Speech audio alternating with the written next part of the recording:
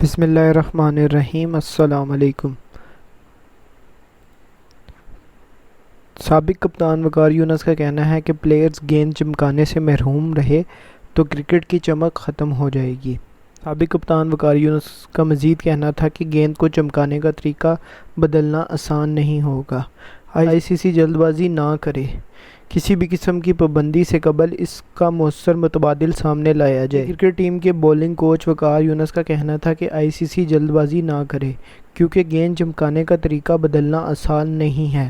تفصیلات کے مطابق کورونا وائرس کے منفی اثرات سے بچاؤ کی خاطر کھیل کے نئے سرے سے آغاز کے بعد مختلف قسم کی تجاویز پر غور کیا جا رہا ہے اور طبی ماہرین کی ہدایت کے پیش نظر واضح امکان ہے کہ گیند کو چمکانے کے لیے اس پر روایتی انداز سے لعاب اور پسینے کا استعمال روک دیا جائے گا، کیونکہ اس طرح جراثیم تیزی کے ساتھ ایک دوسرے کھلاڑی کو منتقل ہو سکتے ہیں۔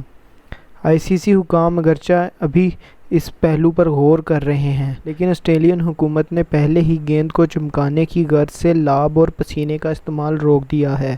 وقار یونس کا کہنا تھا کہ کورونا وائرس کی وبا کے بعد حالات نارمل ہونے کا انتظار کرنا چاہیے اور کیا پتہ اس وقت تک کوئی ویکسین بھی سامنے آ جائے جس سے بیماری کا توڑ کیا جا سکے، کیونکہ ایک مرتبہ ویکسین تیار کر لی گئی تو اس کے بعد بولرز کو گیند چمکانے کے لیے لعاب یا پسینے کے استعمال سے نہیں روکنا پڑے گا۔